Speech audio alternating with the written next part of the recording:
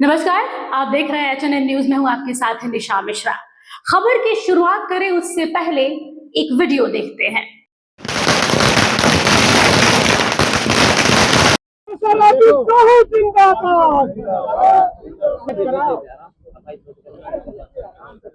देखा आप लोगों ने, ये वीडियो है भाजपा कार्यालय का। जी हाँ, रांची के भाजपा कार्यालय के बाहर कल शाम एक अलग ही नजारा देखने को मिला जब आतिशबाजी हो रही थी, चटाई बम बिछा दिए गए थे और एक अलग ही माहौल देखने को मिल रहा था, जैसे मानो दिवाली समय से पहले आ गई हो।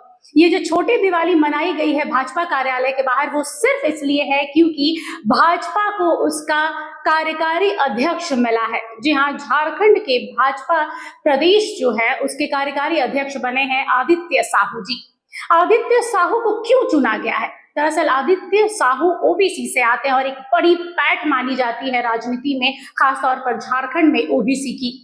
ओबीसी को साधने का सीधा तौर पर भाजपा का यही एक नजरिया बोला जा सकता है। यही नहीं, आदित्य साहू संघ के भी करीब रहे हैं, तो आपको पता है कि भाजपा में संघ का कितना प्रभाव रहा है। अगर संघ ने किसी व्यक्ति पर अपना हाथ रख दिया तो कहीं ना कहीं उसकी राजनीतिक जो लहर होती है काफी तेज होती है। बता दें कि राजनीति में एक मंत्र होता है जिसे कहते हैं जोड़ो यूथ और जीतो बूथ। भाजपा के लिए पिछले कई दिनों से झारखंड में कुछ यही आलम रहा है कि भाजपा हाशिए पर है झारखंड में और अपने वजूद की तलाश में जुटी हुई है। अब आदित्य साहू के आने के बाद से भले वो कार्यकारी अध्यक्ष बन गए हों, लेकिन उनकी चुनौतियां काफी है। उनकी चुनौतियों की बात की जाए तो सबसे पहले उनको अपने संगठन में जान फूंकना होगा, क्योंकि संगठन के जो लोग हैं बिखराव देखी जा रही है। कई ऐसे बड़े चेहरे हैं जो पार्टी से दरकिनार हो चुके हैं, जो सामने नहीं आ रहे हैं। उन्हें वापस से वही जोश भरना होगा, आदित्य साहू को उस पर काम करना होगा और पार्टी को फिर से एक बार एक सूत्र में बांधना होगा। यही नहीं, अगर कार्यकर्ताओं की बात करें तो वो भी संगठन से कहीं ना कहीं कट जाते हैं, लेकिन आदित्य साहू को सबसे पहले इन संगठन और कार्यकर्ताओं पर काम करना होगा। अगर यहाँ पर घाटशिला के उपचुनाव की बात की जाए तो उसको भी ध्यान में रखते हुए आदित्य साहू को यहाँ पर कार्यकारी अध्यक्ष का मौका मिला है। जैसा ही कल खबर आई मीडिया में कि कार्यकारी अध्यक्ष के रूप में आदित्य साहू जी को चुना गया है, तो कई बड़े चेहरों ने अपनी प्रतिक्रिया दी है, खुशी जाहिर की है, जिसमें बाबूलाल मरांडी भी हैं। आइए एक नजर डालते हैं क्या कहा है बाबूलाल मरांडी ने, फिर बात करते हैं उस पर। हम इतना ही कह सकते हैं, आज कार्यकारी अध्यक्ष मिला है, अब लगता है बहुत जल्दी है। अरे दोनों हाथ कीजिए, दोनों क्या बोलते हैं, पूर्णकालिक अध्यक्ष आप लोगों को दिखाई पड़ेगा।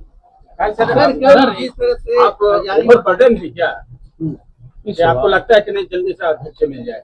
अभी स्वाभाविक है, चाहता है कि हम कंटिन्यू बने रहें। अभी स्वाभाविक है, जब हमारे पास विधायक दल नेता का दायित्व है, ये अपने आप में बहुत बड़ी जिम्मेवारी है।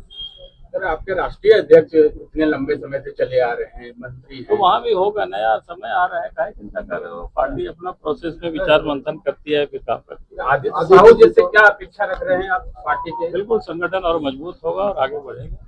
जैसा कि मैंने कहा था कि घाटशिला का उपचुनाव होने वाला है और उसी के ठीक पहले भाजपा आला कमान की ओर से आदित्य साहू को कार्यकारी अध्यक्ष बनाने का फैसला कहीं ना कहीं ये भाजपा पर आदित्य साहू का विश्वास दिखा रहा है कि आदित्य साहू तो भाजपा पर, पार्टी पर विश्वास करते ही है, लेकिन पार्टी उन पर कितना विश्वास कर रही है कि ठीक उपचुनाव से पहले उन्हें कार्यकारी अध्यक्ष बनाया जा रहा है। लेकिन वहीं अगर रविंद्र राय की बात करें तो पिछले 2 विधानसभा चुनाव वो हार गए थे, जिसके बाद से कहीं ना कहीं पार्टी को कई खामियाजा भुगतना पड़ा है। अगर बात की जाए रघुवर सरकार की विफलताओं का, तो वो भी वही दौर रहा है। भाजपा ने क्या हासिल किया है, क्या नहीं किया है, ये तो हम सब ने देखा है झारखंड में। लेकिन आने वाले समय में कई चुनौतियां होंगी जो आदित्य साहू को यहाँ पर झेलना पड़ेगा। कई लोग ये भी सवाल कर रहे हैं कि क्या भावी एलओपी बन सकते हैं आदित्य साहू? दरअसल बाबूलाल मरांडी की अब उम्र हो रही है, सत्ता में काफी समय से हैं और विपक्ष के नेता भी बने हुए हैं। तो ऐसे में ये कयास लगाया जा रहा है कि भाजपा की ओर से अगर आदित्य साहू को कार्यकारी अध्यक्ष बनाया है तो क्या आने वाले समय में क्या वो प्रदेश अध्यक्ष बनेंगे? कई सवाल हैं। जैसे ही आदित्य साहू का नाम आया कार्यकारी सदस्य के रूप में, वैसे ही कई सवाल भी राजनीतिक गलियारों में उठने लगा। संजय सेठ ने भी उन्हें बधाई दी है और यही नहीं, भाजपा के कई नेताओं ने बधाई दी है। एक एक करके सब पर एक नजर डाल लेते हैं, आइए। माननीय आदित्य साहू जी को सबसे पहले हम बधाई देते हैं। उनके कार्यकारी अध्यक्ष बनने से निश्चित रूप से संगठन पर बहुत अच्छा प्रभाव पड़ेगा, संगठन मजबूत होगा। उनको हम अपनी ओर से बहुत बहुत बधाई देते हैं। ओबीसी फैक्टर कितना ये रहे, क्योंकि आप भी ओबीसी से आते हैं, राज्य में बहुत संख्यक है ओबीसी। निश्चित रूप से वर्तमान समय में कह सकते हैं कि सबसे ज़्यादा उपेक्षित झारखंड में कोई है तो ओबीसी है, क्योंकि 27% से 14% में हम लोग आ गए और हर जगह हम लोगों का हर मामले में नुकसान हो रहा है। मतलब कह सकते हैं कि झारखंड बनने के बाद ओबीसी का बहुत ही नुकसान हुआ है और पार्टी ने इनको बनाकर कार्यकारी अध्यक्ष बनाकर संदेश दिया है कि भारतीय जनता पार्टी एकमात्र पार्टी है जो भाई भतीजावाद नहीं करती है, या कोई बहुत मजबूत घराने से है तभी उसको बड़े पद मिलेगा, दायित्व मिलेगा, ऐसा भारतीय जनता पार्टी नहीं करती। बल्कि आज हम लोग बेहद खुशी है कि रांची राजधानी से सुदूर क्षेत्र कोरमांझी के कुचू गांव का रहने वाला एक किसान परिवार का बेटा जो भारतीय जनता पार्टी में विभिन्न दायित्वों का निर्वहन करते हुए आज प्रदेश के कार्यकारी अध्यक्ष को बनाया गया है। सबसे पहले तो भारतीय जनता पार्टी के तमाम कार्यकर्ताओं की ओर से केंद्रीय नेतृत्व को हम लोग आभार व्यक्त करते हैं, धन्यवाद देते हैं। देश के प्रधानमंत्री आदरणीय मोदी जी को, राष्ट्रीय अध्यक्ष आदरणीय जेपी नड्डा जी को, राष्ट्रीय संगठन महामंत्री बीएल संतोष जी को समेत पूरे राष्ट्रीय नेतृत्व को हम लोग झारखंड की ओर कार्यकर्ताओं की ओर से बहुत बहुत आभार करते हैं। देखिए, लगातार मुझे लगता है 1980 से जब मैं गांव में मैट्रिक का परीक्षा लिखा था, उस समय ठंडा का मौसम था, चुनाव हो रहा था, तो गांव के लोगों ने कहा कि आप लोग को पर्ची काटना है। और रात में चौक में पुआल का गांव था, हम लोग पर्ची काटने लगे और लोगों को भय था कि दूसरे दल के लोग आके कहीं गांव में पैसा नहीं बांटे, इसलिए हम लोग उस ठंडे के मौसम में 1980 में पार्टी ने पर्ची काटने का जिम्मेवारी दिया था संगठन के लोगों ने। तो उसके बाद लगातार धीरे धीरे मंडल में रहा, जिला में प्रदेश जिला कार्य समिति में रहा, जिला का सदस्यता प्रभारी बना, जिला का उपाध्यक्ष बना, रांची ग्रामीण जिला का दो बार जब छुट्टी रांची संयुक्त का उसका अध्यक्ष रहा, 4 बार प्रदेश कार्य समिति का सदस्य रहा, प्रदेश का उपाध्यक्ष रहा, प्रदेश का दो बार संयुक्त महामंत्री आज तक था। और इन सारी जिम्मेवारियों को मैं भगवान से, अपने माता पिता से, पूर्वजों से ये आशीर्वाद मांग करके कि भगवान जो इतना बड़ा संगठन दुनिया का है, देश का है, उसे संगठन ने मुझे जिम्मेवारी दी है, मैं इसका निर्वाह ईमानदारी पूर्वक करूं और काम के दौरान किसी प्रकार कोई कलंक न लगे, बदनामी न हो और जो मेरा ध्येय है उसमें कहीं कोई खोट न पहुंचे।